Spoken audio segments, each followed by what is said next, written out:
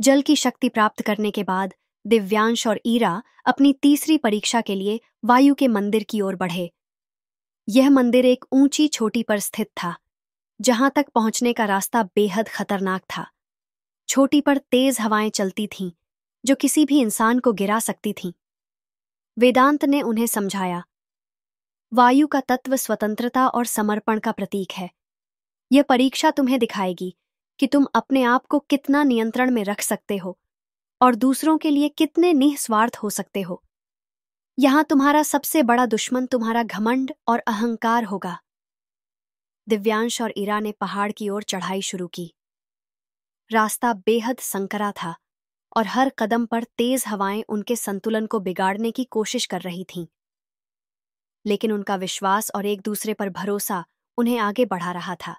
चोटी के पास पहुंचते ही एक अदृश्य संरक्षक ने अपनी उपस्थिति प्रकट की। यह एक गूंजती हुई आवाज थी जो चारों ओर से आ रही थी। तुम यहां तक पहुंच गए हो, लेकिन क्या तुम अपनी स्वतंत्रता को दूसरों के लिए त्याग सकते हो? क्या तुम अपने भीतर के अहंकार को परे रख सकते हो? अचानक हवा ने दिव्यांश को एक ऐसी जगह पर पहुंचा दिया जहां उसने अपने अतीत के बुरे निर्णय देखे। उसने देखा कि कैसे उसकी शक्तियां लोगों के लिए खतरा बन गई थीं। दूसरी ओर ईरा ने देखा कि अगर उसने अपनी स्वतंत्रता का त्याग किया तो वह हमेशा के लिए दिव्यांश की परछाई बनकर रह जाएगी। दोनों को अपने दिल से जवाब देना था। दिव्यांश ने कहा, मैं अपनी स्वतंत्रता का उपयोग सिर्फ दूसरों की भलाई के लिए करूंगा। मेरा अहंकार मेरे प्यार और दायित्व से बड़ा नहीं है। ईरा ने कहा, मेरा प्यार मेरी सबसे बड़ी स्वतंत्रता है। मैं इसे कभी भी त्यागने से नहीं डरूंगी। उनकी सच्ची भावनाओं ने वायु के संरक्षक को संतुष्ट कर दिया। संरक्षक ने कहा, तुमने यह साबित कर दिया है कि तुम वायु की शक्ति के योग्य हो। स्वतंत्रता का मतलब केवल अपनी खुशी नहीं है, बल्कि दूसरों की भलाई के लिए निस्वार्थ होना भी है। वायु के प्रतीक ने अपनी शक्ति दिव्यांश को सौंप दी। जैसे ही उन्होंने यह शक्ति प्राप्त की, तेज हवाएं शांत हो गईं और पहाड़ ने एक सीधा रास्ता दिखा दिया। वेदांत ने उन्हें बताया कि अगली परीक्षा पृथ्वी के तत्व से जुड़ी है। यह परीक्षा सबसे कठिन होगी, क्योंकि यह उनकी सहन शक्ति और समर्पण की असली परीक्षा लेगी। दिव्यांश ने ईरा की ओर देखा और कहा, हमने अब तक 3 परीक्षाएं पार कर ली हैं। चाहे रास्ता कितना भी कठिन क्यों न हो, हम इसे भी पार कर लेंगे। ईरा ने मुस्कुराते हुए कहा, तुम्हारा साथ मेरी ताकत है। अब कोई भी बाधा हमें रोक नहीं सकती। अब वे पृथ्वी के मंदिर की ओर बढ़ रहे थे, जहां उनकी अगली परीक्षा उनका इंतजार कर रही थी। दिव्यांश और ईरा वायु की शक्ति प्राप्त करने के बाद पृथ्वी के मंदिर की ओर बढ़े।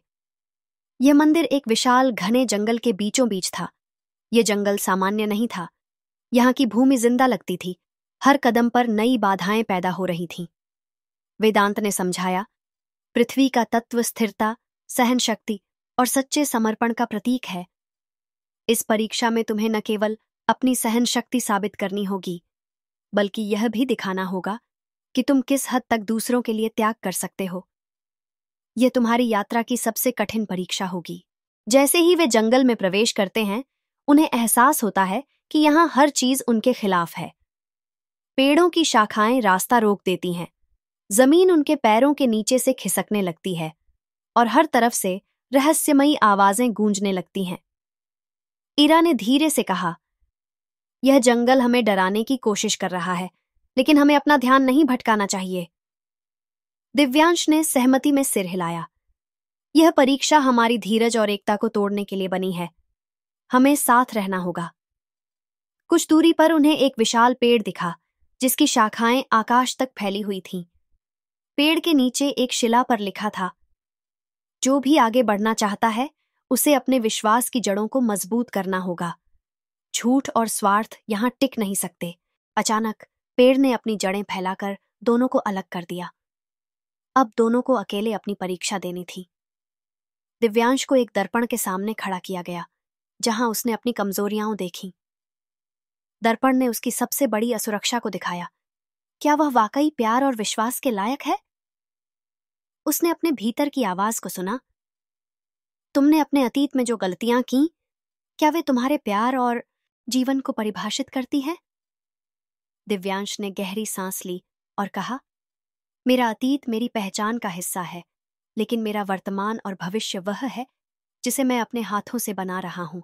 मेरा प्यार और मेरा विश्वास सच्चा है। दूसरी ओर ईरा को अपने भीतर के सबसे बड़े डर का सामना करना पड़ा। उसे दिखाया गया कि अगर दिव्यांश अपनी शक्ति खो देता है तो वह कमजोर और असहाय हो जाएगा। उसकी परीक्षा थी, क्या तुम दिव्यांश से प्यार करती हो क्योंकि वह शक्तिशाली है या क्योंकि वह वही है जो वह है? ईरा ने दृढ़ता से जवाब दिया, मेरा प्यार उसकी शक्ति के लिए नहीं है, बल्कि उसके दिल और उसकी आत्मा के लिए है। चाहे वह शक्तिशाली हो या नहीं, वह हमेशा मेरे लिए दिव्यांश रहेगा। उनकी ईमानदारी ने पृथ्वी के संरक्षक को प्रभावित किया। यह एक विशाल पत्थर का रक्षक था जो पृथ्वी की शक्ति का प्रतीक था। उसने अपनी गहरी आवाज में कहा, तुम दोनों ने यह साबित कर दिया है कि तुम्हारे विश्वास और प्यार की जड़ें मजबूत हैं। यह पृथ्वी की शक्ति तुम्हें दी जाती है, लेकिन याद रखना, इसे हमेशा दूसरों की भलाई के लिए उपयोग करना। संरक्षक ने एक चमकता हुआ भूरे रंग का क्रिस्टल दिव्यांश को सौंपा। जैसे ही उन्होंने इसे ग्रहण किया, जंगल शांत हो गया और चारों तरफ प्रकाश फैल गया। पृथ्वी की शक्ति प्राप्त करने के बाद वे वेदांत के पास लौटे। अब केवल एक अंतिम परीक्षा बची थी, आकाश का मंदिर। वेदांत ने उन्हें चेतावनी दी, आकाश का तत्व सबसे कठिन है। यह तुम्हारे अस्तित्व और प्यार की गहराई की परीक्षा लेगा। यह न केवल तुम्हारे धैर्य बल्कि तुम्हारी आत्मा को भी परखेगा। ईरा ने दिव्यांश का हाथ थामते हुए कहा, हम अब तक हर चुनौती का सामना कर चुके हैं। चाहे जो भी हो, हम इस आखिरी परीक्षा को भी पार करेंगे। दिव्यांश ने मुस्कुराते हुए जवाब दिया, हमारा प्यार और विश्वास हमें हर बाधा को पार करने की ताकत देगा। अब वे अपनी आखिरी और सबसे कठिन परीक्षा के लिए तैयार थे। 4 तत्वों में से 3 को प्राप्त करने के बाद दिव्यांश और ईरा अपनी आखिरी और सबसे कठिन परीक्षा के लिए तैयार थे। आकाश का मंदिर धरती से दूर आकाश में स्थित था। यह मंदिर केवल उन लोगों को स्वीकार करता था जो अपने अस्तित्व और आत्मा की सच्चाई को पहचानते थे। वेदांत ने उन्हें चेतावनी दी, आकाश का तत्व शुद्धता और संतुलन का प्रतीक है। यह परीक्षा तुम्हें न केवल तुम्हारे प्यार बल्कि तुम्हारे अस्तित्व की सच्चाई के सामने खड़ा करेगी।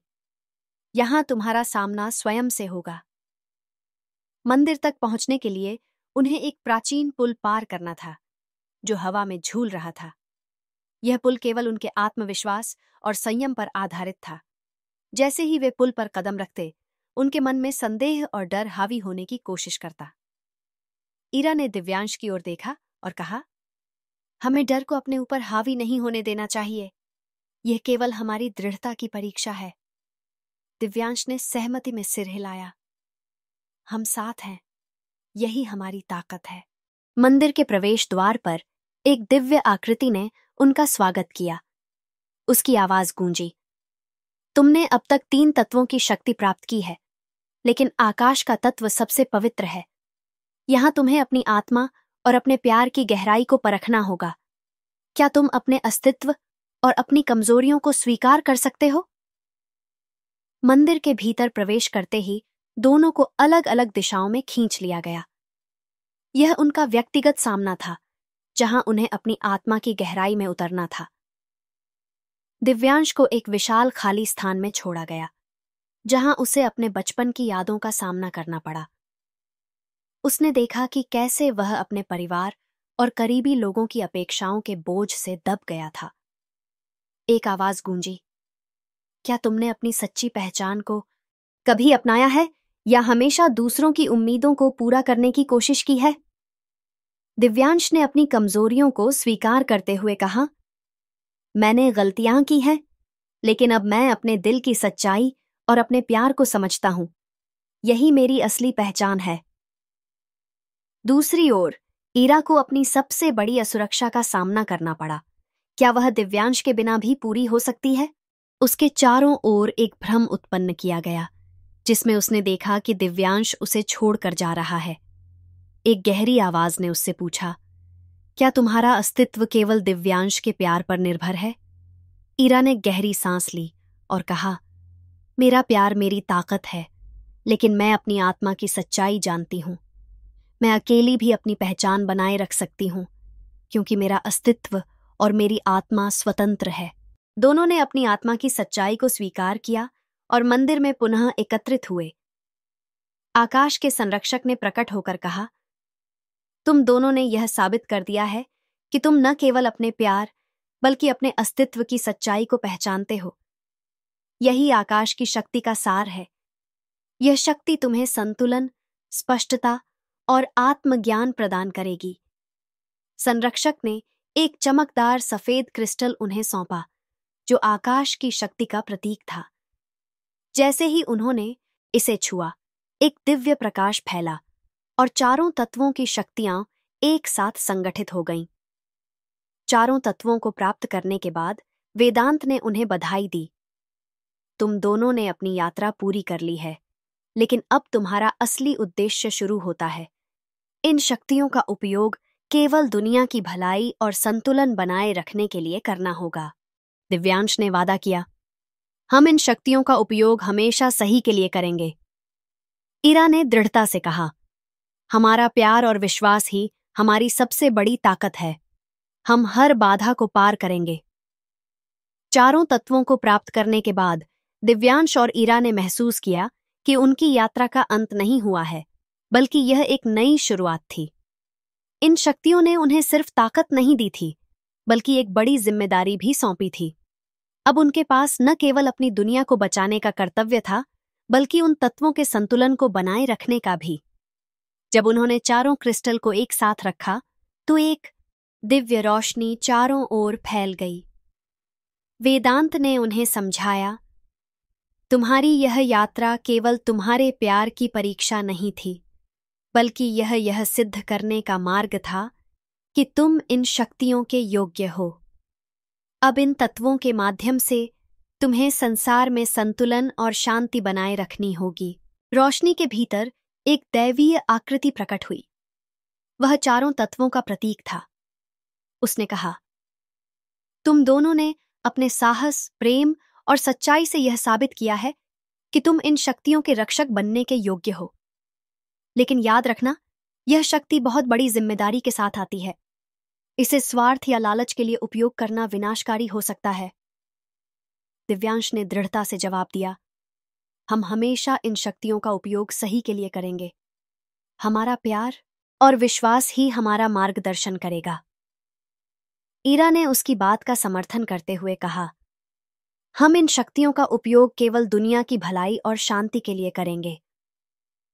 जैसे ही उन्होंने अपनी यात्रा का जश्न मनाने की तैयारी की, वेदांत ने उन्हें चेतावनी दी, तुम्हारे रास्ते में सिर्फ अच्छाई नहीं होगी।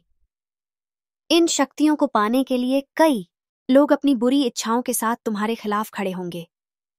वे तुम्हारे प्यार और विश्वास को तोड़ने की कोशिश करेंगे। तुम्हें हमेशा एकजुट रहना होगा। इस पर ईरा ने दृढ़ता से कहा, हमने अब तक हर परीक्षा को पार किया है। अब कोई भी हमें तोड़ नहीं सकता। दिव्यांश ने उसकी ओर देखा और मुस्कुराया, हमारे प्यार की ताकत इन सभी शक्तियों से भी बड़ी है। हम हर दुश्मन का सामना करेंगे। उनकी यात्रा अब पूरी हो चुकी थी, लेकिन उनकी जिम्मेदारियों का सफर शुरू हो गया था। चारों तत्वों की शक्ति ने उन्हें नए उद्देश्य के साथ भर दिया। वे एक नई दुनिया की ओर बढ़े, जहां उन्हें अपनी शक्तियों का उपयोग करके संतुलन और शांति बनाए रखनी थी। उनके प्यार की कहानी ने यह साबित कर दिया था कि सच्चा प्यार न केवल हर बाधा को पार कर सकता है, बल्कि दुनिया को बदलने की ताकत भी रखता है। दिव्यांश और ईरा ने चारों तत्वों की शक्ति प्राप्त कर ली थी, और अब वे इन शक्तियों का उपयोग दुनिया में संतुलन बनाए रखने के लिए करने वाले थे। लेकिन यह शक्ति उन्हें कई दुश्मनों का निशाना भी बना सकती थी। यह बात वेदांत ने पहले ही स्पष्ट कर दी थी। चारों तत्वों के संतुलन को बनाए रखने की उनकी नई जिम्मेदारी ने उन्हें एक छोटे से गांव की ओर ले जाया, जहां प्रकृति असंतुलित हो चुकी थी। वहां की फसलें सूख चुकी थीं, नदियां अपनी दिशा बदल चुकी थीं और वातावरण में अजीब सी बेचैनी थी। वेदांत ने उन्हें बताया, यह तत्वों के संतुलन के टूटने का पहला संकेत है। यहां जल और पृथ्वी के बीच असंतुलन हो गया है। तुम्हें इसे ठीक करना होगा। जब वे गांव पहुंचे तो उन्होंने देखा कि वहां के लोग किसी अनदेखी शक्ति से डरकर परेशान थे। गांव के बुजुर्ग ने उन्हें बताया, कुछ समय पहले यहां एक अजीब व्यक्ति आया था। उसने खुद को तांत्रिक बताया और कहा कि वह हमारी परेशानियां दूर करेगा। लेकिन उसके जाने के बाद से सब कुछ और बिगड़ गया। दिव्यांश ने कहा, यह कोई साधारण समस्या नहीं है, यह जानबूझकर की गई गड़बड़ी है। ईरा ने सहमति जताते हुए कहा, हमें जल्दी ही इसका हल निकालना होगा, वरना यह विनाश पूरे इलाके में फैल सकता है।